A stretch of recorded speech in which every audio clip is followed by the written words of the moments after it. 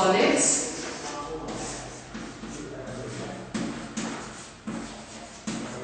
liquids and gases. About liquids and gases we have already studied in class 11. So in this class we are going to concentrate on solids. Let's go on to the property of solids. We say that the solids, they are rigid. By rigidity, what do we mean? We mean that they have a fixed shape and volume, and by applying external pressure we are unable to change the shape of any solid. The solids have this property, which is rigidity. When we are talking of solids, we have many examples. For example, whatever you can see over here in your classroom: chair, table, doors, windows. All these, they exist as solids at room temperature. Room temperature is your 25 degrees Celsius. So any substance which exists as in the solid state at room temperature, that is what a solid is. The solids, they have, we say that the state of any substance that depends upon two things. One, which is the intermolecular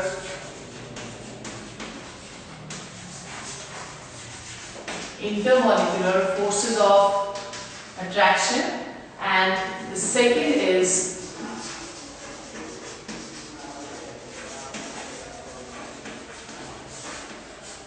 thermal energy. So there is a competition between the intermolecular forces of attraction and thermal energy in order to make, or in order to take the state of matter. In case of solids, we say that the intermolecular forces of attraction are maximum and the intermolecular spaces, they are negligible, as a result of which the constituent particles of solids, they are very, very closely packed. The constituent particles over here, the constituent particles may be atoms, may be molecules, or ions can also be present as constituent particles in solids. So let's study solids in detail in this chapter. Classification of solids, which is based on arrangement of constituent particles.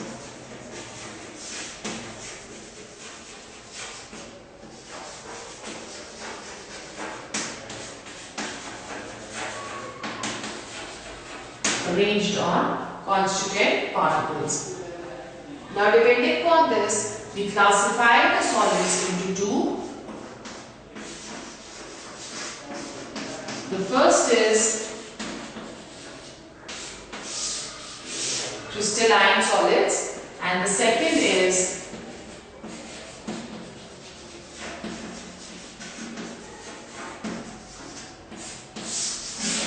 amorphous solids. Crystalline solids and amorphous solids. The crystalline solids, they have a set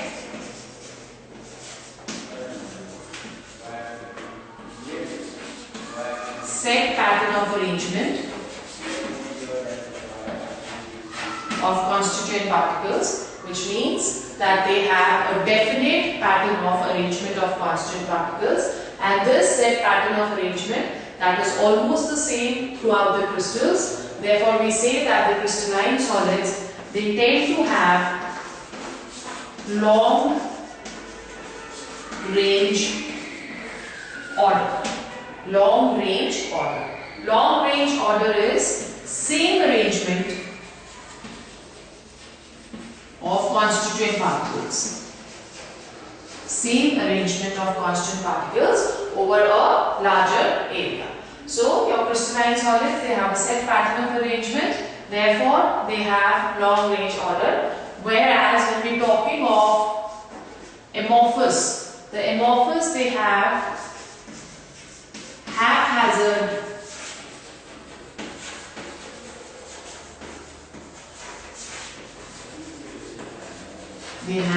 haphazard arrangement of constituent particles. Therefore, we say that they have short range order. They have short range order. What do we understand by short range order? That the pattern or the arrangement of the constant particles, it will keep on changing after little intervals of time. So therefore we are saying that it has a short range order. Then crystalline solids, they have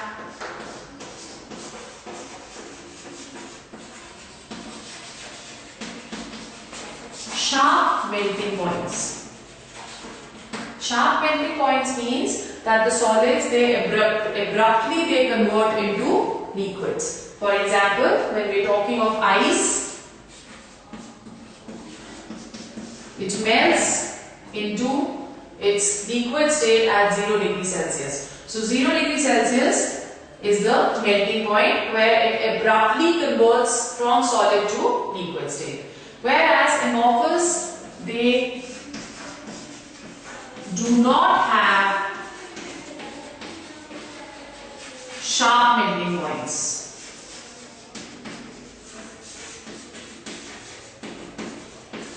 They do not have sharp melting points because they keep on melting over a range.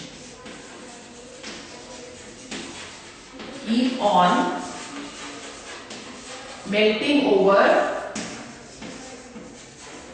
a range of temperature. For example, glass, when we are talking of glass, glass is an example of your amorphous solid. When we raise the temperature of glass, it starts first of all converting into liquid and then it keeps on melting over a longer range of temperature. Therefore, we cannot particularly say what is the melting point of glass. Right? So, we are saying they do not have sharp melting points as they keep on melting over a range of temperature. The next very, very important property of crystalline and amorphous, we say that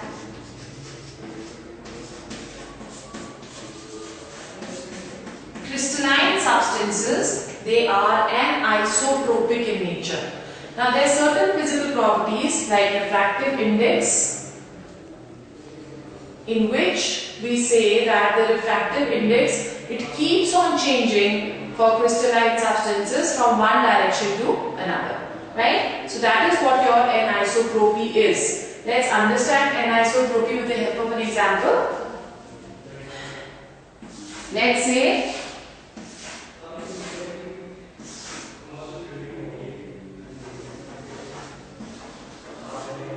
this is our solid consisting of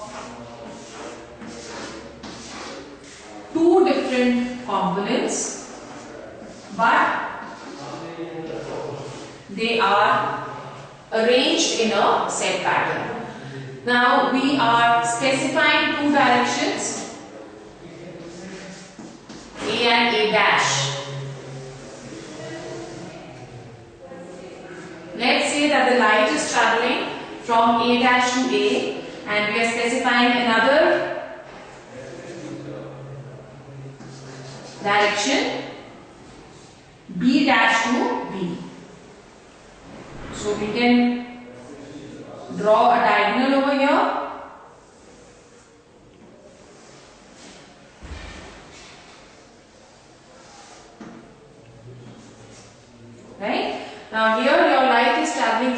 B dash to B. The travelling of light in direction A dash to A, that is going to be different than B dash to B, or in other words we can say that the refractive index of light from A dash to A, that is going to be different than from B dash to B. Why this is happening? Because when we are going from A dash to A, we can say that there are similar kind of particles in the entire direction. But when we are going from B dash to B, you can see that there are different particles. We have a bigger molecule or a bigger constant particle, smaller one, bigger one, smaller one, and bigger one and smaller one. So we have different constant particles in this direction. So your refractive index, that is going to be different when we are going from A dash to A than when we are going from B dash to B. So such substances, they are said to be anisotropic in nature. So how do you define your anisotropy? When physical properties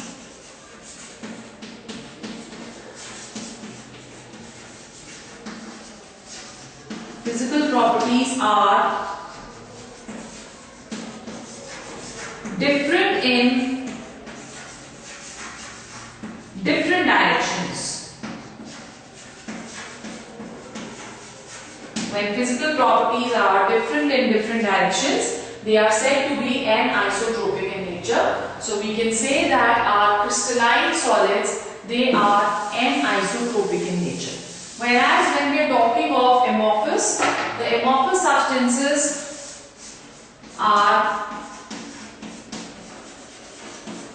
isotropic. Isotropic means that they have the same properties,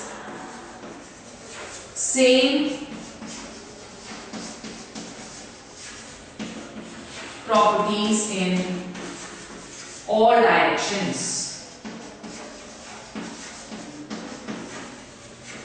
They have same properties in all directions. So these are some of the differences. Then the last differences is that the crystalline solids, they have a clean cleavage. Clean cleavage when cut with a knife. Clean cleavage when cut with a knife. That is because they have a set pattern of arrangement, and when we are cutting any crystalline solid, for example, if this is a crystalline solid and you are going to cut from here, we get a clean cleavage, right? So that is because it has what? It has a set pattern of arrangement of constituent particles. Whereas when we are talking of amorphous, the amorphous, they do not have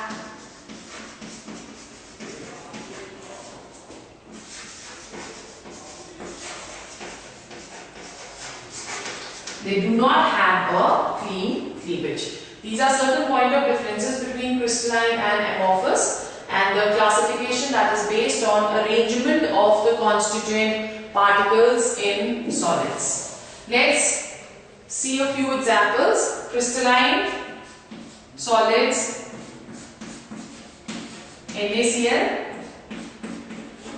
iodine, graphite, diamond. All these examples are of crystalline solids. Amorphous is your glass,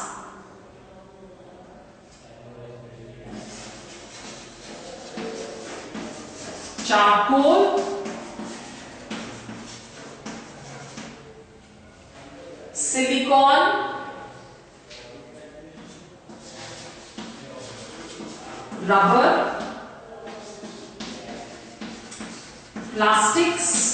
All these, they are examples of amorphous solids. The amorphous solids are also known as pseudosolids.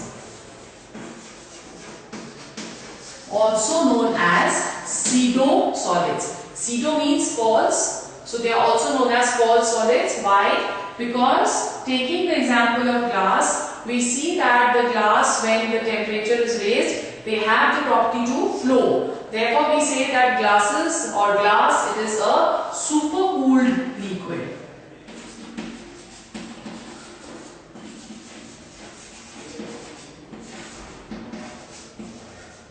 It is a supercooled liquid or a pseudo solid.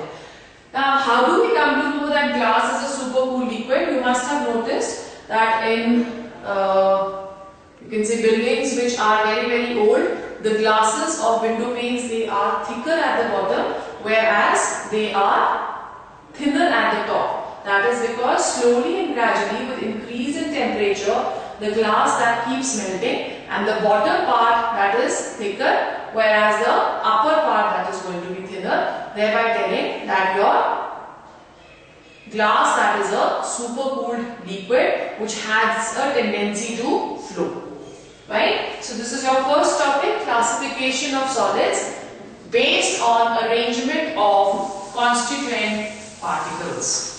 The second classification of solids, that is based on the type of constituent particles and the kind of forces of attraction or intermolecular forces between the constituent. Type of constituent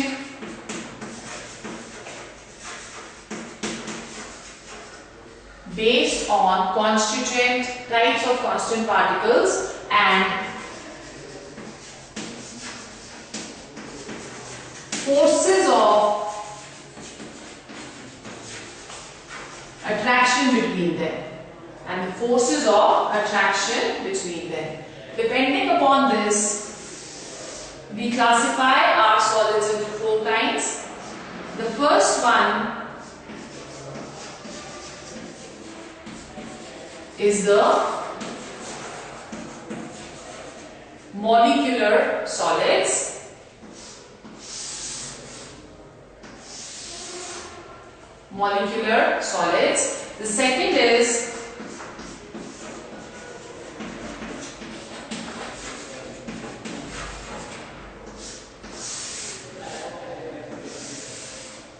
ionic solids. The third is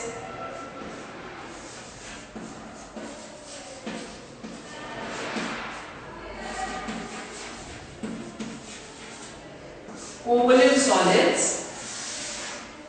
Covalent solids. And the fourth one is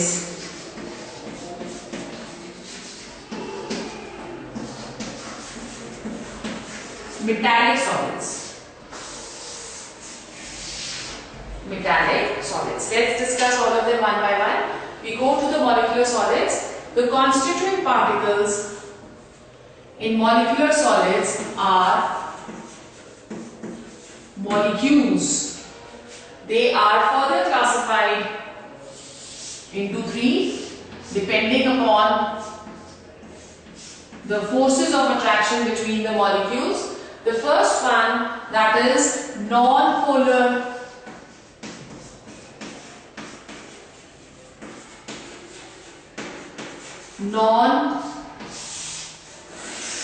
solids. What do we understand by non-polar solids? The solids in which the dipole moment, which you studied in class 11, the dipole moment is zero, or those solids which have homoatomic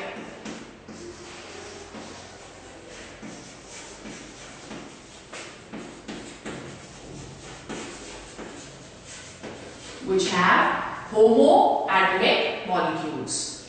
They, in this case, for example, we can take over here is iodine,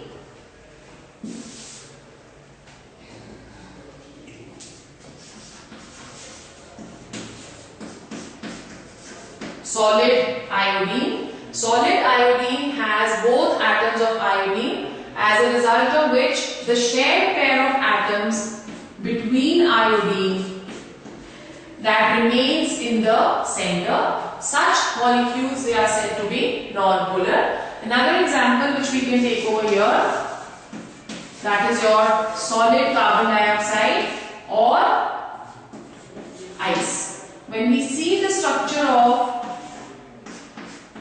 solid carbon dioxide, we know that oxygen is more electronegative as respect to carbon. So it attracts the shared pair of electrons towards itself. Similarly, this oxygen also attracts the shared pair of electrons itself, and this makes the effect of both the oxygens null and void. Therefore, we say that dipole moment of this that is going to be equal to 0. Okay, so this is another example of a non-polar solids. When we are talking of non-polar solids, the forces of attraction in non-polar solids, that is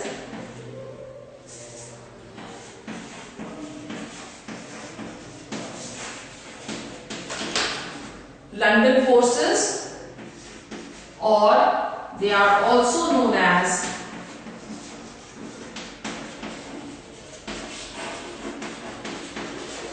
dispersion forces. London forces or dispersion forces. So all those solids in which the constant particles are molecules and which have a net dipole moment of 0 have London forces or dispersion forces of attraction between the molecules. They all come under the molecular solids. Two examples which we have done is your solid iodine and solid carbon dioxide. Then the second one is polar solids.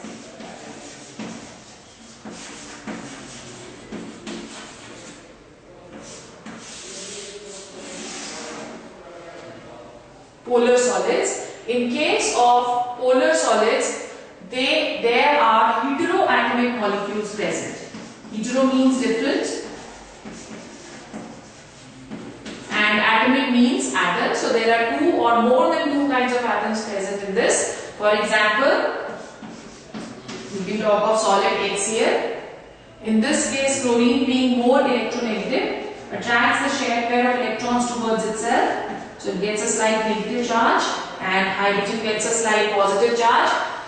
This develops a polarity in the molecule, and such molecules, they are called polar solids. So solid HCl is an example of this.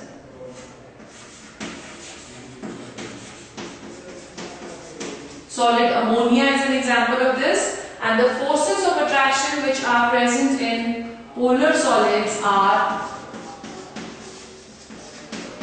dipole-dipole interactions. Dipole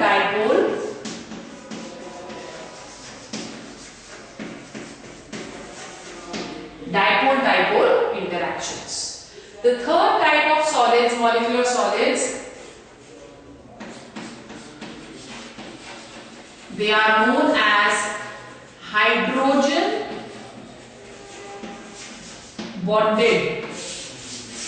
They are known as hydrogen bonded solids. As the name is suggesting, the forces of attraction is a hydrogen bond. And hydrogen bond क्या है? Hydrogen bond, it is a bond between hydrogen and highly electronegative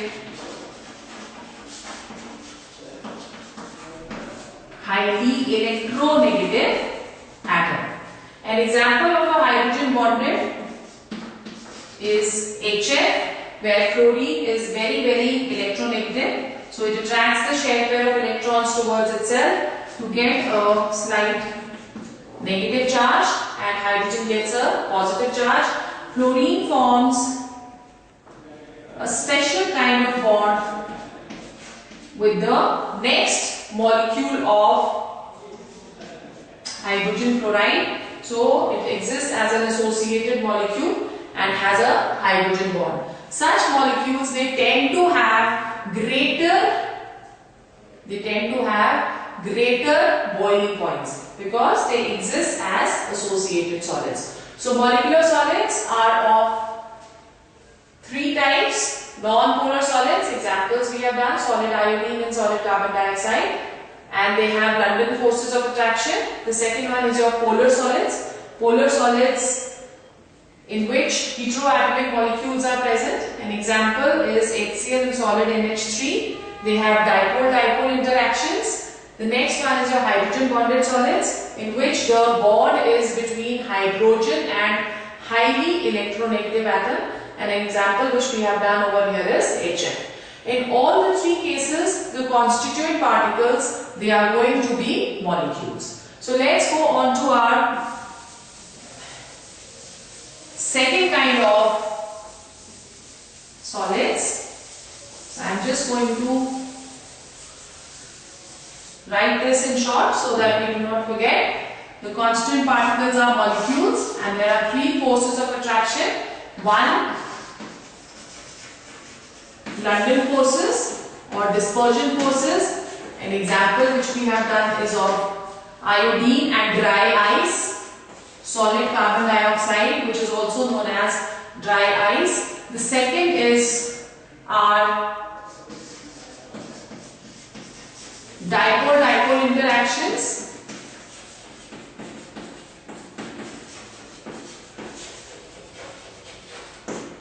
Dipole-dipole interactions. And the third one, which is hydrogen bond.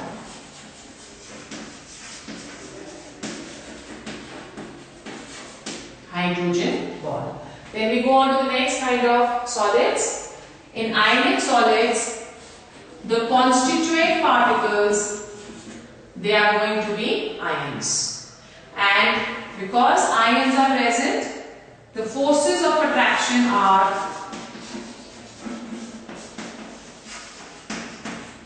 electrostatic forces of attraction, which are also known as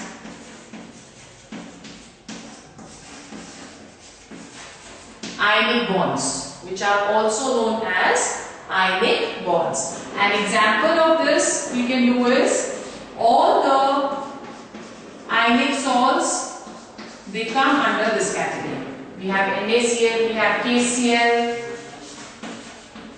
MgCl2, all these they come under this category. That is, the constant particles, they are going to be ions, and the forces of attraction are electrostatic forces of attraction or ionic bonds. The next one is our covalent solids.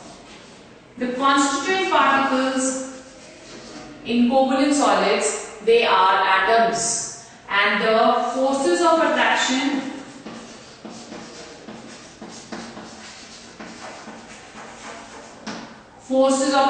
are covalent bonds. An example of this are allotropes of carbon.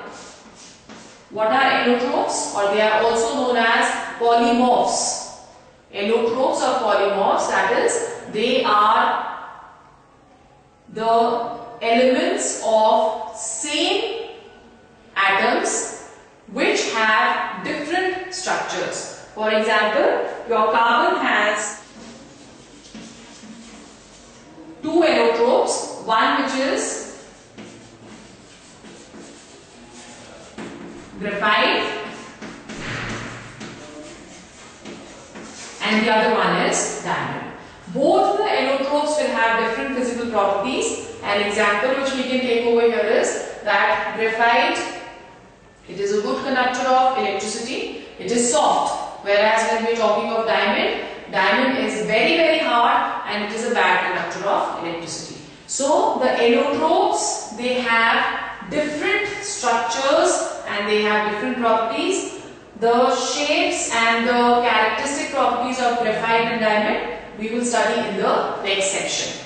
Then the next one, that is our metallic solids. The metallic solids have constituent particles as metals, or we can also say that the constituent particles are electrons and kernels. Electrons are negatively charged, whereas kernels which are positively charged. So they have special forces of attraction between them, and these special forces of attraction, they are known as metallic bonds. They are known as metallic bonds. all the metals, they come under this category.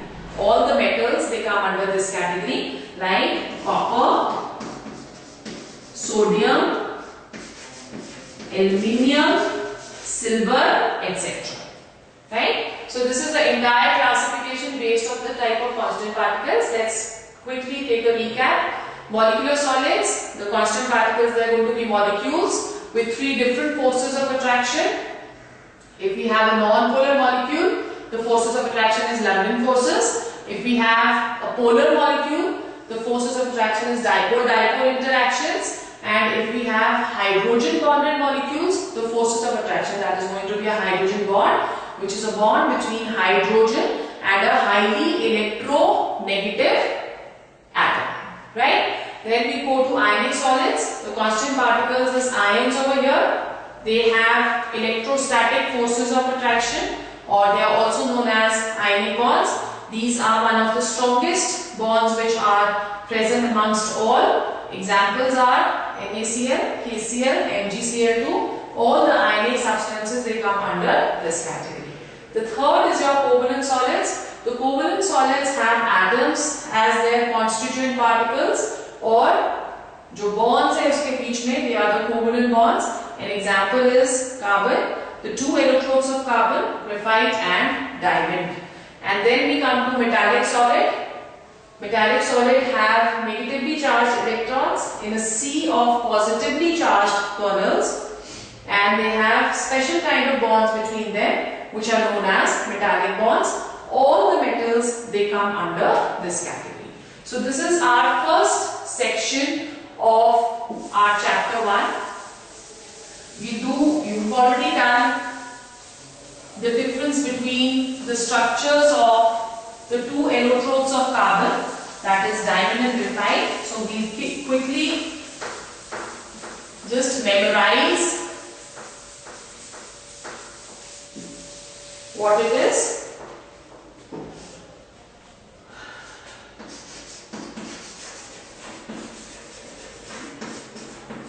Allotropes of carbon. By allotropes we mean 2 different structural forms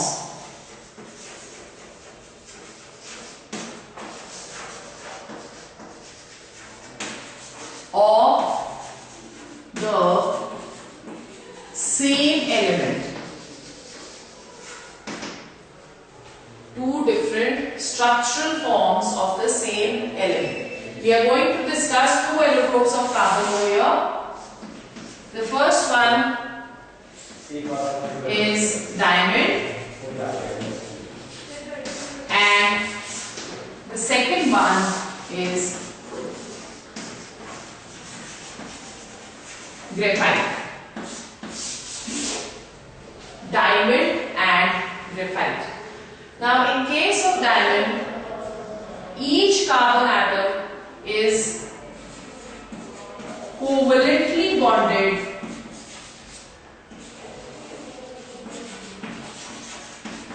to 4 other carbon atoms.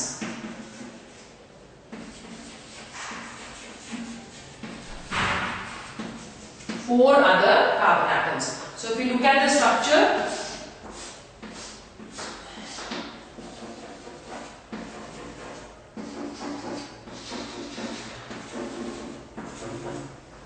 right? So if this is carbon atom 1, it is already bonded to 1, 2,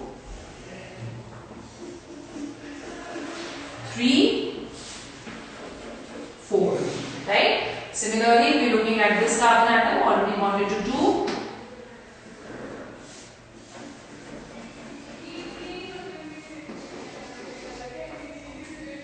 3 and 4. So this carbon atom is already bonded to 2,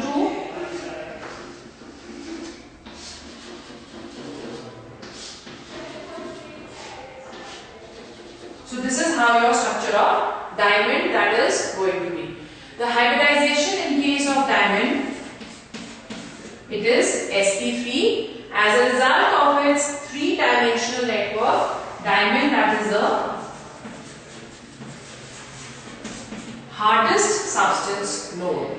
Whereas when we are talking of graphite, graphite has a sheet-like structure. It has a sheet-like structure, or we can also call it a layer structure, where both the layers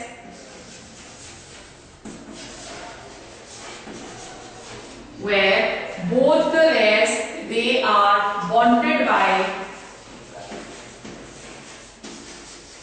van der Waals forces of attraction. Van der Waals forces of attraction.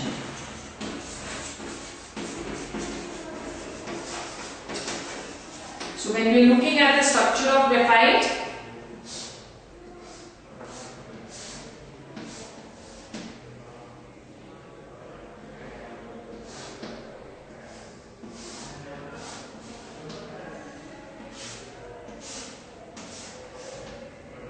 let's see, this is our layer 1, right? And this is the second layer.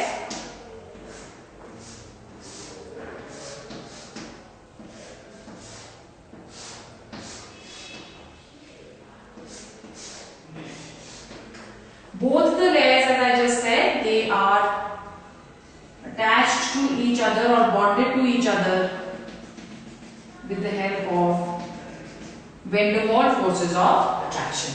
Now, because these forces of attraction are not very strong, as a result, one layer can easily slip over other. The hybridization over here is sp2 hybridization. Because of its slipping nature, it is used in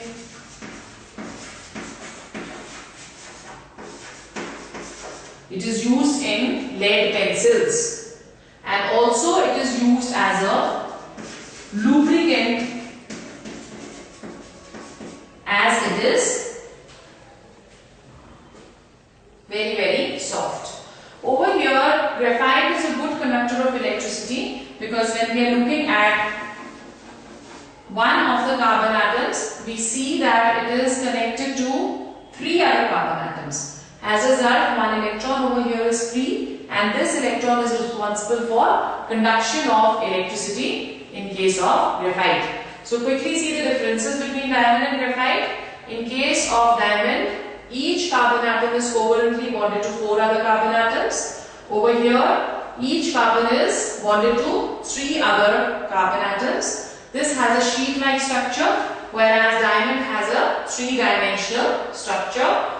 In case of diamond, because of its 3-dimensional structure and sp3 hybridization, it is the hardest substance known, whereas this is soft, as a result of which it is used as a lubricant, and also as one layer can easily slip over the other layer, therefore it is used. It marks the paper black, and it is used as what? It is used as the lead of lead pencils. So this is our first topic of our solids, that is the classification of solids.